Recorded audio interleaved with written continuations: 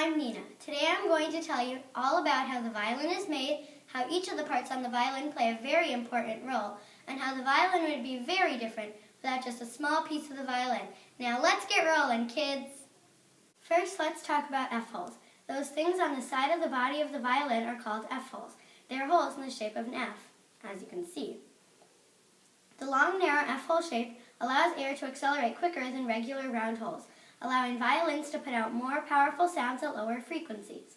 The shape of the F-holes and how they are spaced is also very important, though. There are many rules that violin F-holes have to follow in order to sound good. For instance, if the F-holes are placed too wide apart, the sound tends to become rough. If they are too close together, the vibrating part of the top becomes too narrow, with the result of a sound like a pinch. There are many more rules the violin F-holes have to follow, but those are just a few of them. Now let's keep our momentum and roll on. Next, we are going to talk about two more parts of the violin, the bridge and the tailpiece. Let's start with the bridge, which is right here. The violin bridge suspends the strings above the instrument in their proper playing position. The height and shape of the bridge are important. The bridge helps the sound of the violin too, and makes the sound louder. Now the tailpiece is a piece that is more important than you might think. This part right here is the tailpiece. Tailpieces can make an instrument more responsive and easier to play. Tailpieces can have a significant effect on the sound and playability of your instrument. There are many different types of tailpieces. While we can't stop there, we still need to learn about many more pieces, like the nut and the end button. First, the nut, which is this piece right here. The nut is the connector between the peg box and the fingerboard. This is the peg box, and this black thing right here is the fingerboard. The nut has 4 grooves in it. The strings sit in the grooves so that they are properly spaced, as you can see. Now, about the end button, which is right here. The end button holds everything together. Without the end button, your violin would fall apart very quickly. The end button is round and small, but not sharp or pointy. Some of you might be wanting to know a little bit more about the strings or about the pegs and fine tuners. Well, make sure your ears are tuned in because I'm going to tell you about just that. About the strings. There are different types of strings, and as you probably know, these are the 4 strings on the violin. Each violin is different, so the string that sounds best on a violin depends on that specific violin. There are also different brands of strings. Now, if the strings are out of tune, the pegs are important because if your violin gets out of tune or sounds different than it's supposed to, you just have to turn the pegs until it sounds like it's supposed to. These black things are the pegs. The fine tuners are important because they are like the pegs. They fix the sound if the violin sounds different than it's supposed to. These are the fine tuners. The only difference with the fine tuners is that if the pegs can fix a little difference in sound, the fine tuners can. The fine tuners don't make as much of a difference as the pegs, so if your violin is only a little bit out of tune, you would use the fine tuners instead of your pegs. Remember, these are the fine tuners and these are the pegs. We are starting to slow down, so let's get our speed moving again. Pay close attention because this is going to be a lot of information. The violin was made sometime around 1555. Violins were made a long time ago. They have changed over time though. Someone didn't just invent the modern violin like we have nowadays. There are 14 steps to making a violin. Step 1. Molding. Blocks of wood are placed into the violin molds made out of walnut wood. Step 2. C-bouts. Ribs for the C-bouts are bent into shape using a special iron. And for those of you who did not know, these are the C-bouts. Step 3. Attaching C-bouts. C-bouts are then attached with glue to the violin mold and pushed tightly into place. Step 4. Ribbing. Once the C-bouts are bent in place, the rest of the ribbing is attached to the blocks. Step 5. Lining. A thin wood lining is then placed so after they remove the mold, the violin still has its shape. Step 6. Selecting the wood. Wood is chosen for the top, back, and scroll of the violin. The top and back can be made with either 1 piece or 2 pieces glued together.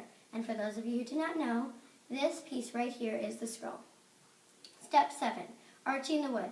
The wood is then arched, or basically curved into the right shape, or carved into the right shape.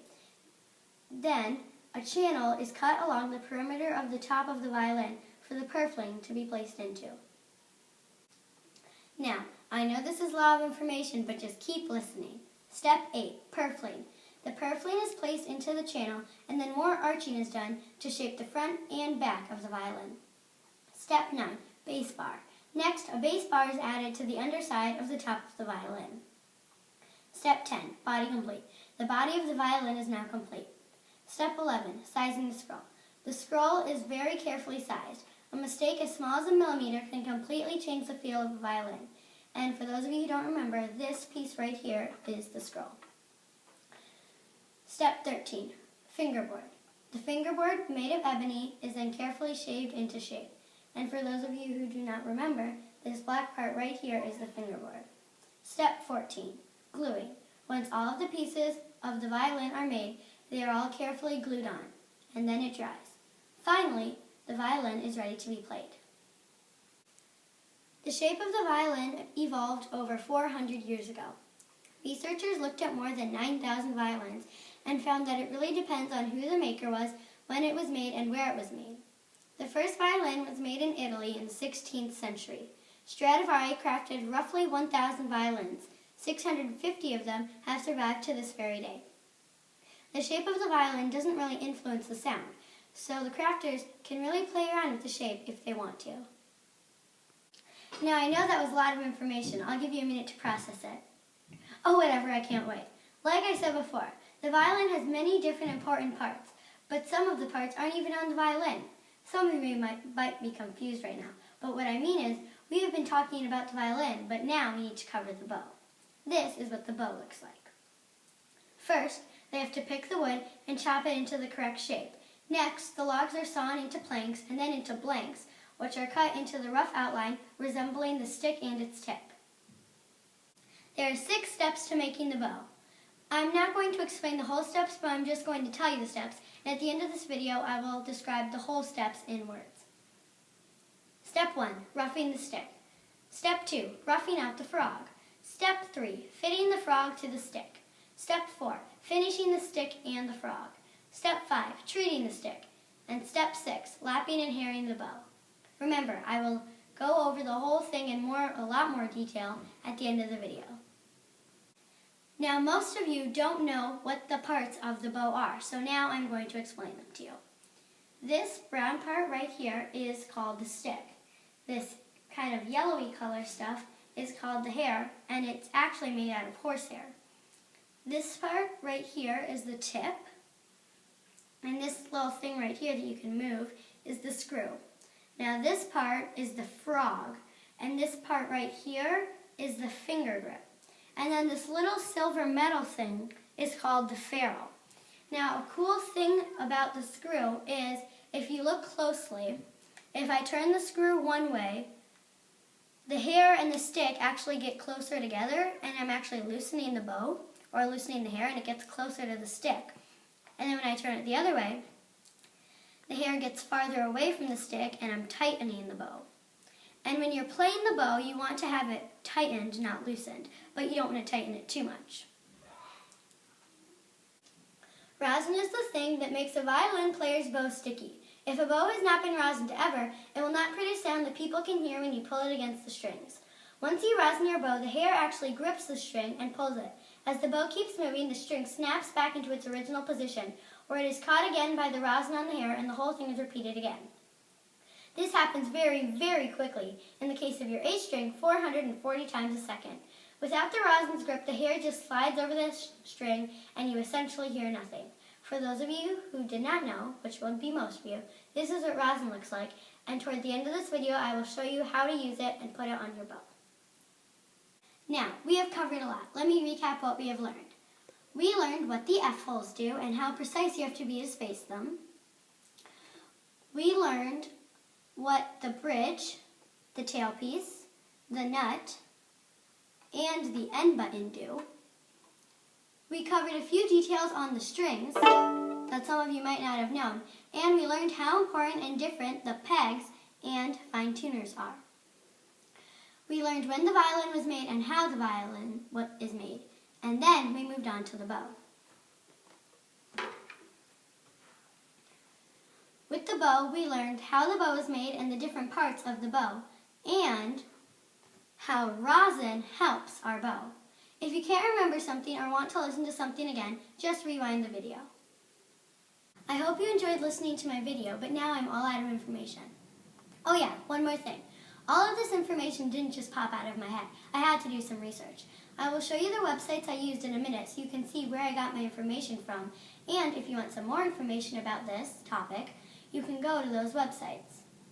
Now, I'm all out of information, so I hope you enjoyed this video and I hope you learned something new. Bye! I almost forgot. I was going to play something for you guys so you could hear what a violin sounds like when it is correctly made. I'm going to play May's song, and for this performance, I'm going to have a special guest, my little brother Mason, who is going to be singing Twinkle Twinkle Little Star while I'm playing May's song. Okay, Mason? Ready? 1, 2, 3, go.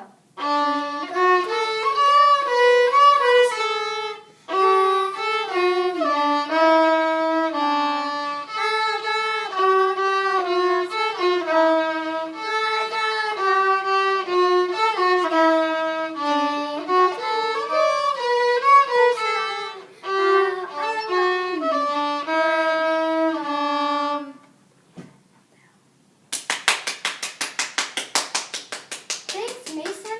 You're welcome! Oh, you guys still here? Good, because I almost forgot to show you how to put the rosin on the bow, like I promised. So, anyways, how to put the rosin on your bow is, you want it to be tightened enough so that the horsehair is not touching the stick. And then you're going to take the black thread of the rosin and slide it up and down the horsehair of your bow. And you want to make sure you do the whole bow. You don't just stop here. You go all the way down. And you're going to try to do this about once a week, as my violin teacher said. And then you're going to go 1, 2, 3, 4, 5, 6, 7, 8, 9, 10, about once a week. And that is how you rosin your bow. So, bye!